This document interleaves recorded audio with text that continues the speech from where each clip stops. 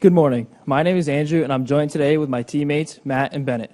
We are Team PEC, and our project is fiber control. Our project is motivated by eliminating electromagnetic interference, EMI, in high-voltage equipment.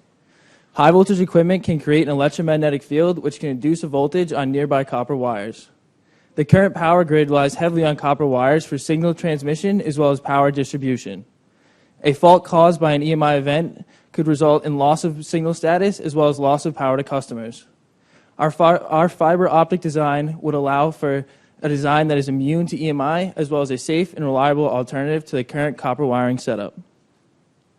Our anticipated best outcome was to design, fabricate, and test 2 printed circuit boards, one for the local control cabinet, the LCC, and one for the high voltage equipment, the HVE.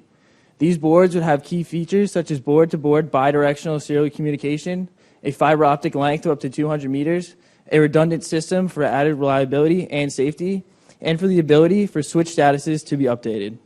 At this point in the project, we'd like to say that we have gotten the boards to successfully update switch statuses. However, the bidirectional serial communication has not been achieved.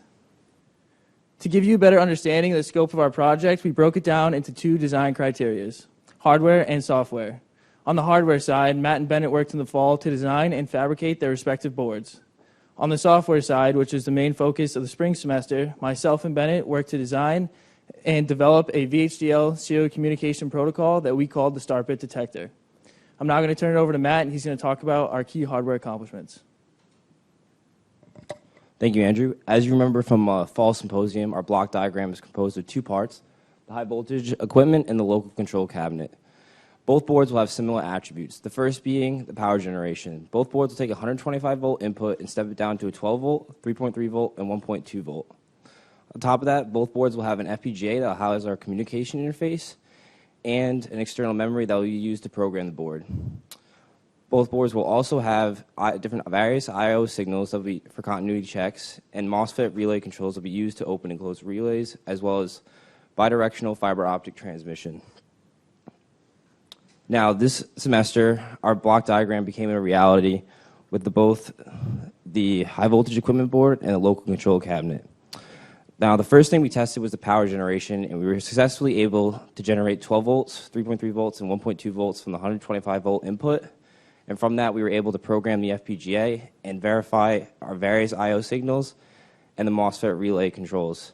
However, with the relay controls at a 15-amp inrush, we noticed the transistors were getting hot, and we'll have to add in heat sinking to cool down the transistors. And finally, we tested the fiber optics, where we ran into some issues. Although we were able to transmit a signal to the transceivers, we kept seeing a loss of signal at the receiving end. However, to verify we are sending a signal out, we used an optical power meter where we were able to see a signal coming out of the transceiver. But we weren't able to control this. To work around this, with the help of our consulting director, we created a small PCB that runs at a slower speed of megabits per second instead of gigabits per second, and we were able to transmit and receive data out of the FPGA through fiber optics. Now I'm going to pass it over to Bennett. He's going to talk about the software side. Thanks, Matt. So I'd like to talk a little bit about the brains of both of these boards we were using, the FPGAs. So we chose the Xilinx FPGA, or Spartan 6 FPGA by Xilinx for its cost effectiveness and I/O capabilities. During the design portion of the printed circuit boards, the FPGA we used has a 324 BGA assembly, or ball grid array assembly. This means that during the layout process, we had to meticulously lay out each of the balls of the pins using a